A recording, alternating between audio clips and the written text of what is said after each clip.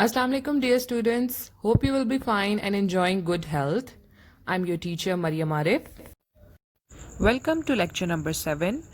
In the previous lecture we talked about some of the indicators which was litmus paper, pH paper, and today we are going to talk about the acid base indicators which are basically intensely colored organic compounds used to estimate the pH of solution.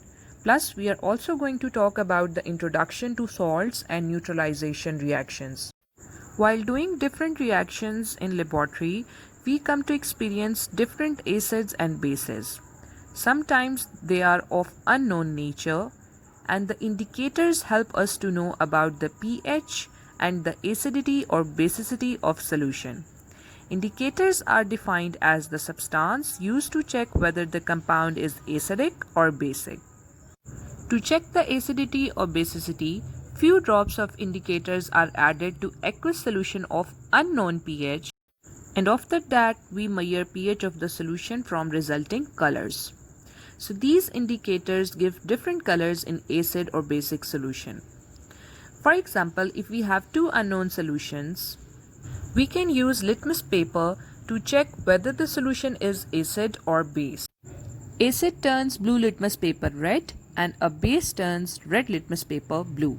But the liquid acid base indicators tell us additional information about the acid or base, which is the pH range of the unknown solution.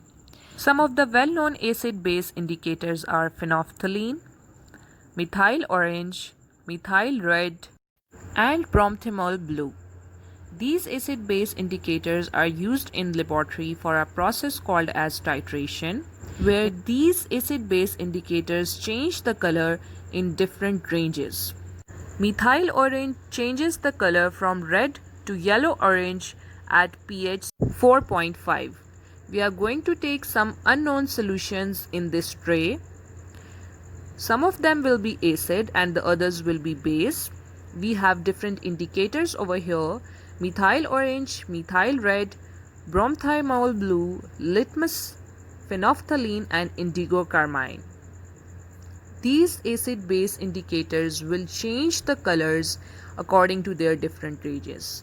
First one is methyl orange, and you can see over here that methyl orange is showing red color for acid and yellow color for base. Methyl red changes color from red to yellow at pH 6. It means if we have unknown solution of pH 6, the methyl red will show the color yellow, but methyl orange will not show the color, as the yellow color in case of methyl orange comes at 4.5, which is not the base. We can also verify these tests by using the pH papers with us. The different ranges and the numbers of the pH with the acidity and basicity will approve this test as well. Next is phenolphthalein, which becomes red from colorless at pH 10. So if we have base and acid, in acid phenolphthalein will not show any color, but in base it will become red. So it will indicate the base at pH 10. So up till now we have studied about acid, base, and different indicators used to find their pH. What will happen when we will combine the acid and base both with each other? The result will be neutralization reaction. This reaction happens when both the acid and base combines together and cancels each other's effect. For example, we have hydrochloric acid HCl plus a base sodium hydroxide. When they both will combine together, they will produce salt and water, and this reaction is called as neutralization reaction. So the general reaction can be written as acid plus base gives salt plus water. So salts can be prepared in the laboratory as well. These salts are obtained by the neutralization reaction, where the replaceable hydrogen of acid combines with hydroxide ion of the base, and the additional product is salt. Salts are used as preservatives in industries. Sodium chloride is also called as a common or table salt. Salts consist of a large family of compounds, and many of them are quite different from the normal salt.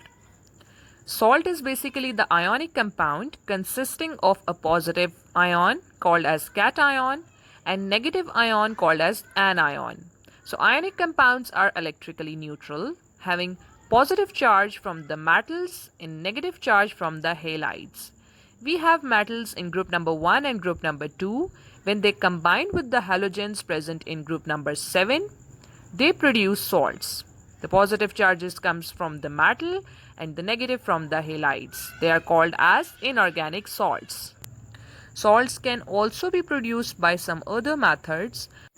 One of them is the combination of metal and acid, which produces salt and hydrogen. Another method is the combination of metal and non-metal. For example, you can see the reaction on your screen. The metal calcium combined with the non-metal chlorine to produce a salt calcium chloride. Find some more methods of preparation of salts written on page number 38 of your book. So whenever we will combine acidic solution and alkaline solution, the product will be salt and water, and the reaction will be neutralization reaction. As the combination of acid and alkali or base neutralize the effect of each other, producing salt and the byproduct water. So this reaction, neutralization reaction, is used to produce salts in the laboratory. These salts are called as inorganic acids. The neutralization of the reaction occurs according to the nature of acid or base. Sometimes the reaction completely neutralizes, producing a normal salt, but sometimes partial neutralization occurs because such neutralization reaction involves the acid having two or more than two replaceable hydrogen atoms. We will see the examples of acid salt and basic salt in coming slides. For now, you need to know that neutralization reaction, in addition to producing salt and water, also produces heat. So heat is the byproduct of neutralization reaction. And this salt, sodium chloride, is a normal salt because it is formed as a result of the complete neutralization of hydrochloric acid and sodium hydroxide. As acid in this case consists of only one hydrogen and the base consists of only one hydroxyl ion. So the normal salt is defined as the salt which is formed by complete neutralization of acid. Other examples of normal salt are copper sulfate, silver chloride, etc. Adding hydrochloric acid in sodium hydroxide, which is a base, acid consists of one hydrogen and base consists of only one hydroxide ion. So they will both combine together to produce one water molecule, and a salt is produced, which is a normal salt called as sodium chloride. Acidic salt is defined as a type of salt which consists of more than one replaceable hydrogen atoms, and it is formed by partial neutralization of acid. The examples of acid salt is NaHSO4 and NaHCO3. NaHSO4 is formed as a result of reaction between sodium chloride and sulfuric acid. Sulfuric acid consists of two hydrogen. When one hydrogen is replaced, it forms NaHSO4. This is partial neutralization and this salt is called as acid salt. Another example of salt is basic salt. Basic salts are the salts which forms by the incomplete neutralization of base and acid. In this case, partial neutralization of polyhydroxy base takes place. For example, some of the basic salts are lead hydroxide and zinc hydroxide. Lead hydroxide consists of two hydroxide ions. When it combined with hydrochloric acid, a basic salt is formed. Figure out acidic and basic salts from the table given on page number 35. Let's talk about balancing the chemical equation given on page number 35. According to law of conservation of mass, atom can neither be created nor be destroyed. In a chemical reaction, it just changes from one form to another form. So whenever a chemical reaction happens, the reactants are converted into the products and reactants changes their shape into products. There are no additional products formed as a result of any reaction.